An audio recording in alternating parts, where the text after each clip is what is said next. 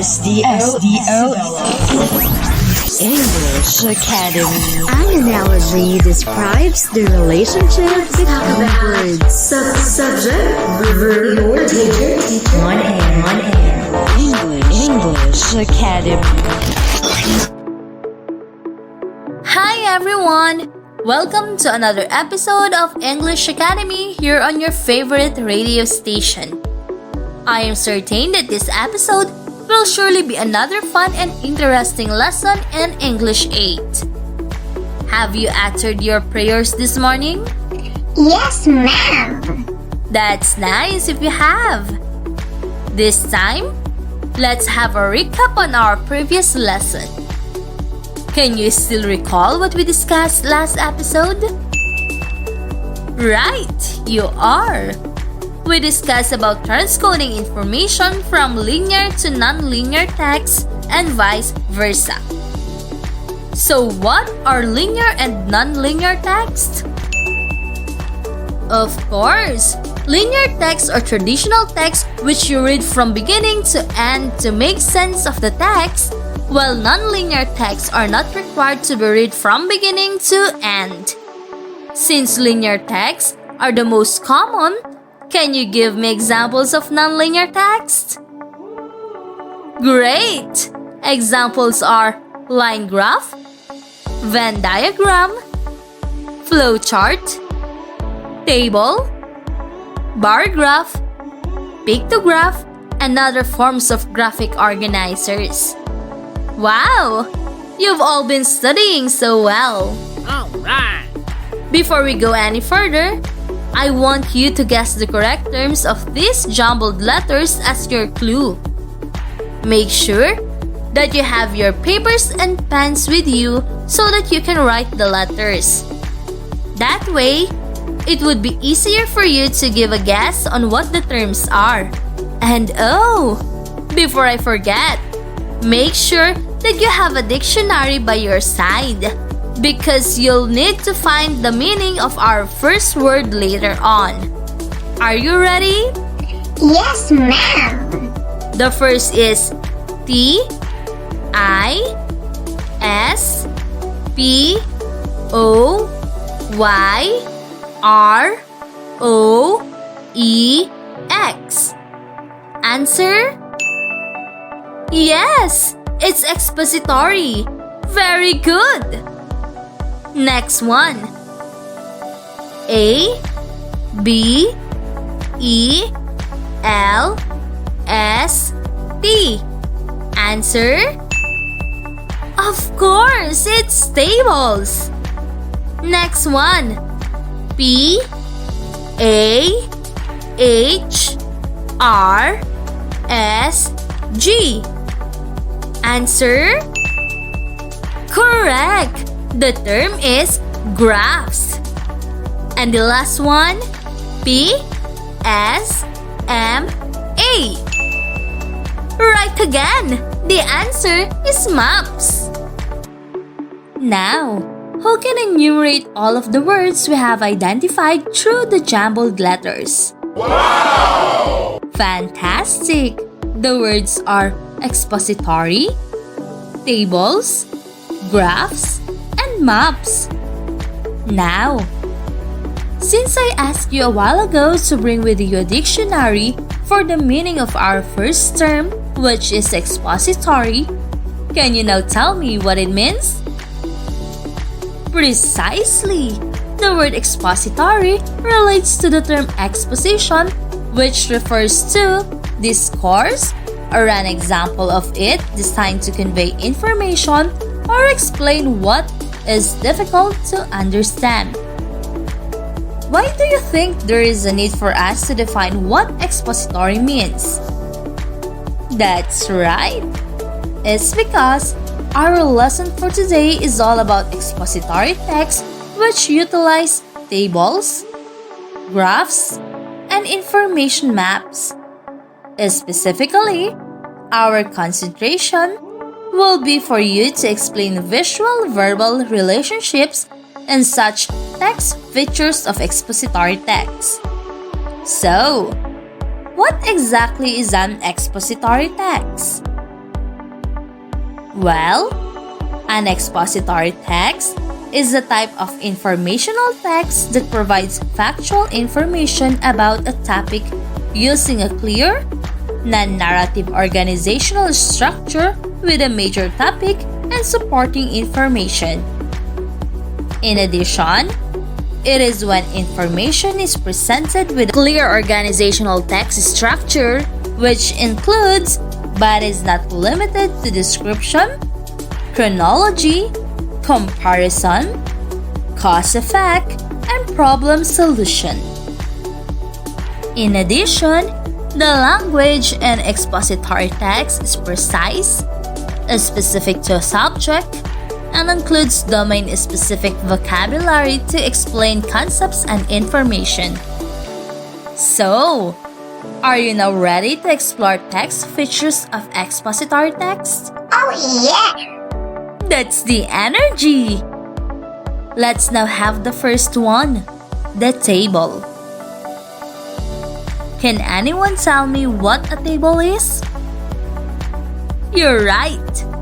A table is a set of facts and figures arranged in columns and rows, and is a very useful way of organizing numerical information or data.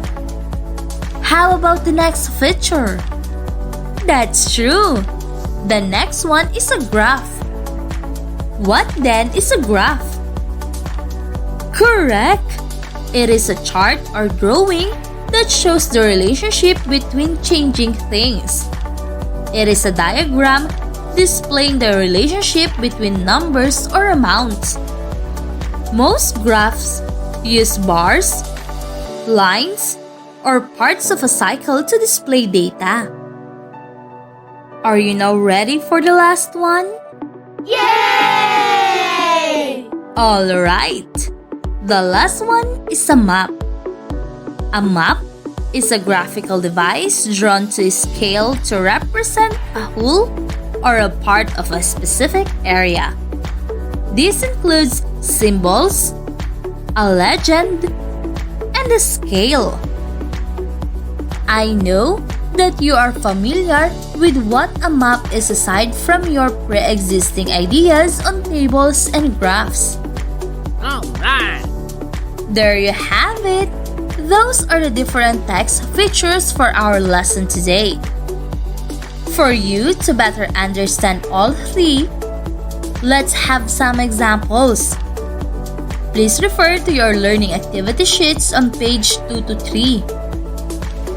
The article published by the Summit Express is about the Philippines Championship in SEA Games 2019.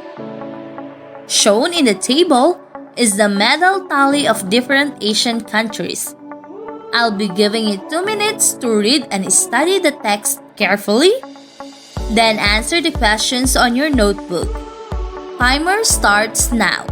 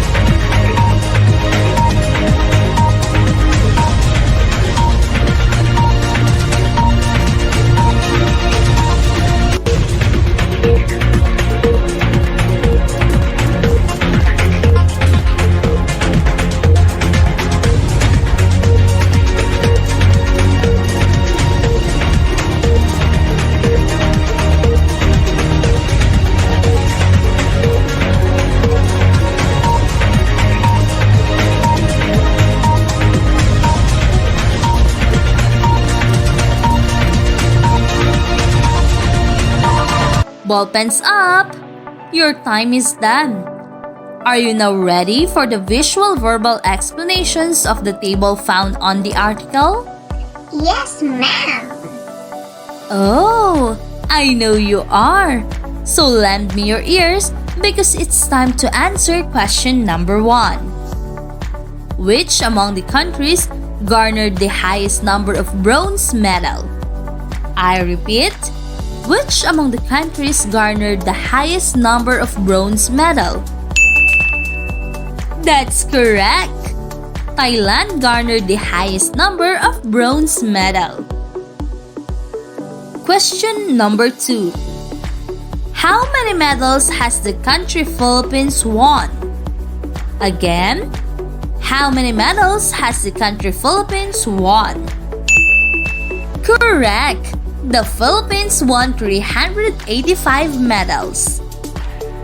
It's now time to proceed to question number 4. What does the following information try to show us? Letter A, row, column. Letter B, table. Again, what does the information on the row, column, and the table try to show us? Brilliant! The row column tell us the name of the competing countries with their respective total numbers of each of the medals they won. How about the table? Exactly! The table shows a clear graphical illustration of the classification of medals as to the number and kind of medals they receive by the competing countries. Wow! Now, we go to question number 5. Ready? Question number 5. What other information in the table are not presented from the text or vice versa? Again, what other information in the table are not presented from the text or vice versa? You're very good! The winning moment of Gilas Pilipinas, volleyball team, and beach handball as well as other competing countries and the medals they received were not presented in the table. Very well said! You have such keen eyes. Oh yeah! And for our last question, what conclusion or conclusions can you draw from the table? Excellent! I see you have different conclusions, but you all got a point. Well done, intelligent grade 8 students. All right. I think that's a wrap for the first expository text feature, which is the table. Since you seem to be all eyes and ears on our lesson, I would like you to answer Activity 2 found on pages 4 to 5 of your learning activity sheets. Ball pens and notebooks ready? Yay! You're alert. In this activity, again, I am giving you 2 minutes to label correctly the graphs based on the text you will read entitled Coronavirus Disease COVID-19 Situation Report in the Philippines. Minds be ready because timer starts now.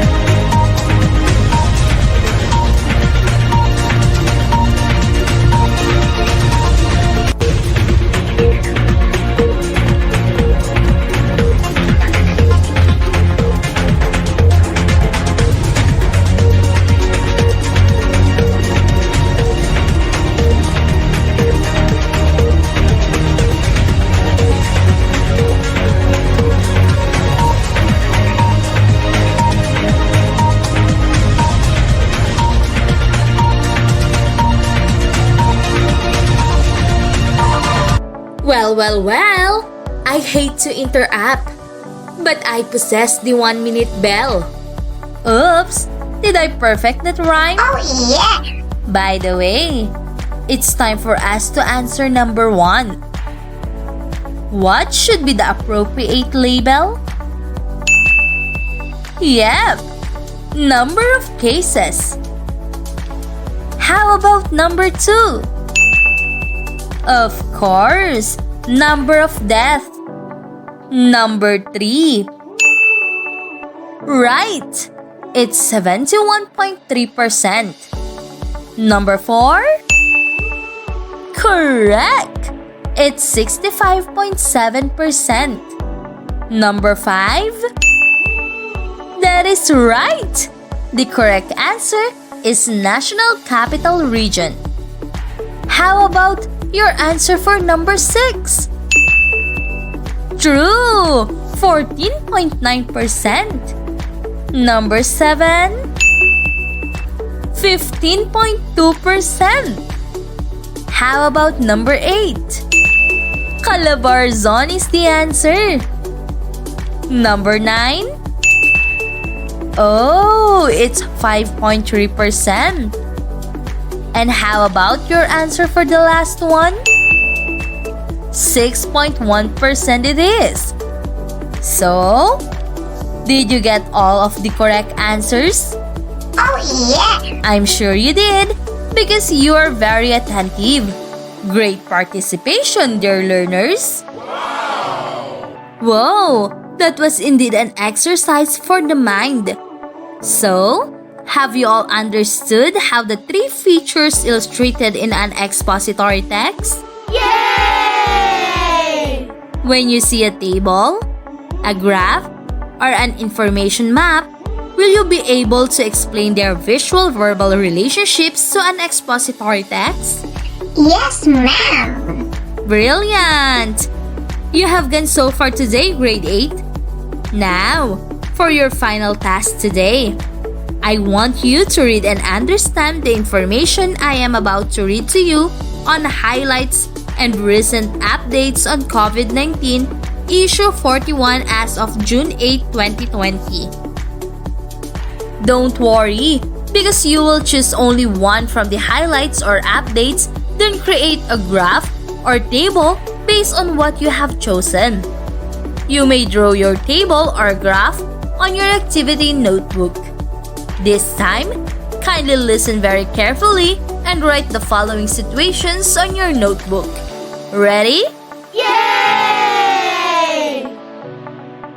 Alright, number 1.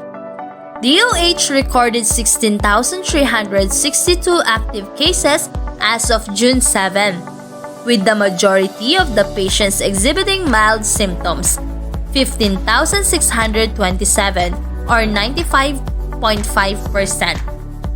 Again, DOH recorded 16,362 active cases as of June 7, with the majority of the patients exhibiting mild symptoms, 15,627 or 95.5%.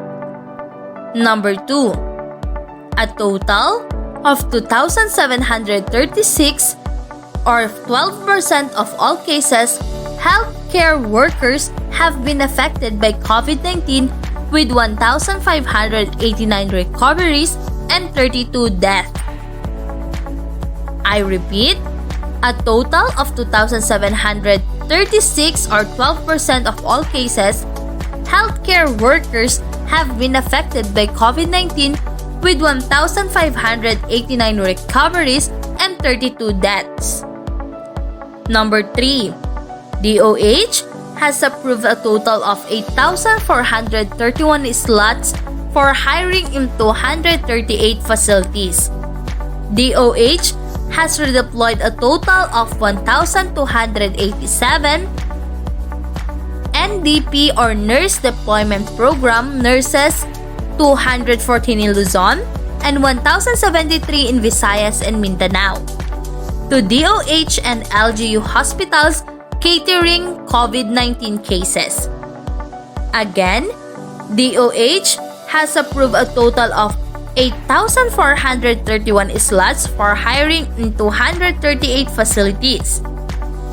DOH has redeployed a total of 1,287 NDP nurses, 214 in Luzon, and 1,073 in Visayas and Mindanao to DOH and LGU hospitals catering COVID-19 cases. The last one is to provide guidance to the immediate establishment and implementation of a COVID-19 convalescent plasma donation program. DOH has issued Department Memorandum Number 2020-0216 entitled collection of convalescent plasma and networking for therapeutic strategy for COVID-19. I repeat, to provide guidance in the immediate establishment and implementation of COVID-19 convalescent plasma donation program, DOH has issued a Department Memorandum Number 2020-0216 entitled Collection of Convalescent Plasma and Networking for Therapeutic Strategy for COVID-19. I hope you have taken notes and have chosen the highlight that you want to illustrate because your 2-minute timer starts now.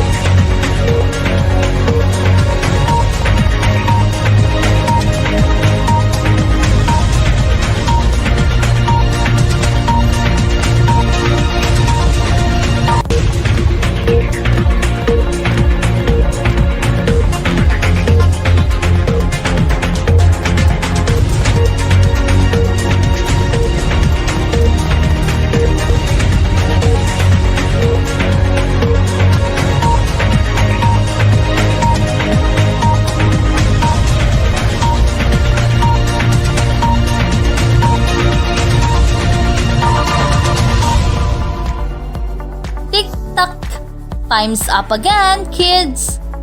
Now, let me see if you answered our activity based on my instructions. Okay! Stop writing and let's check your outputs. Please have someone check your table or graph by calling your big bro, big sis, older cousins, or your parents. So, were you all able to finish the activity? Yay! Do you think you all created a table or a graph correctly using the information you have selected? If you are really sure that you did your best output, you deserve a resounding round of applause. And that ends our academic journey in English 8, only here at English Academy. I hope that you did enjoy our lesson today. On our next episode, make sure that you will again be prepared for another fun and exciting lesson made just for you. Once again, brilliant learners, on behalf of our scriptwriter, Teacher Noemi de Guzman Sarte, and the whole SDO Isabela RBI production team, this is your radio teacher, Miss Sarel Ann F. Banyaga, saying, God bless and keep safe everyone. Patuloy ang edukasyon para sa ating henerasyon. Sa daan ng pagkatuto ay walang may iwan. Kaya halina sa Radyo Eskwela.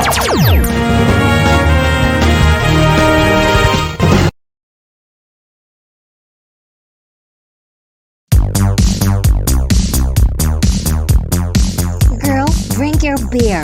Try this pill. It will make you feel good. Wow, it feels great, but wait. Many people use and abuse drugs.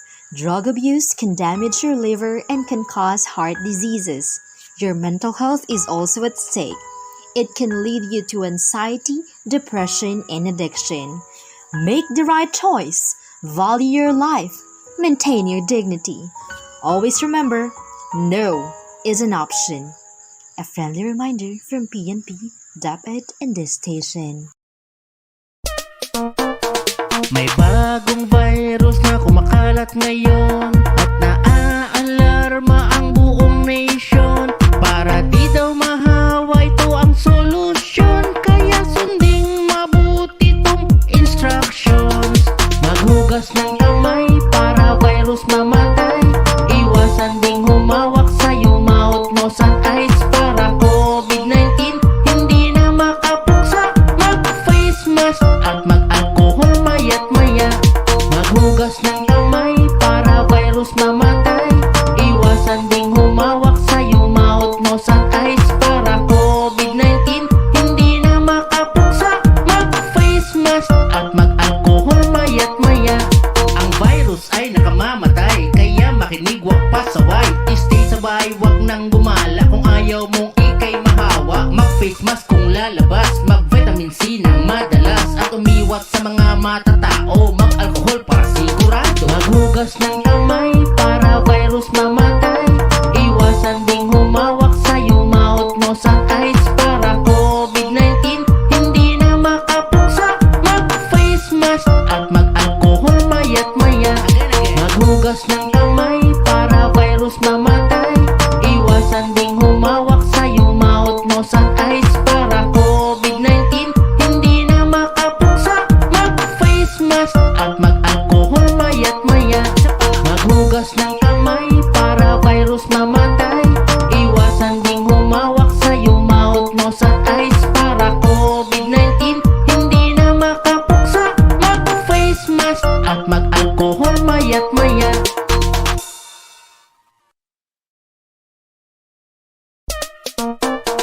May bagong virus na kumakalat ngayon at naaalarma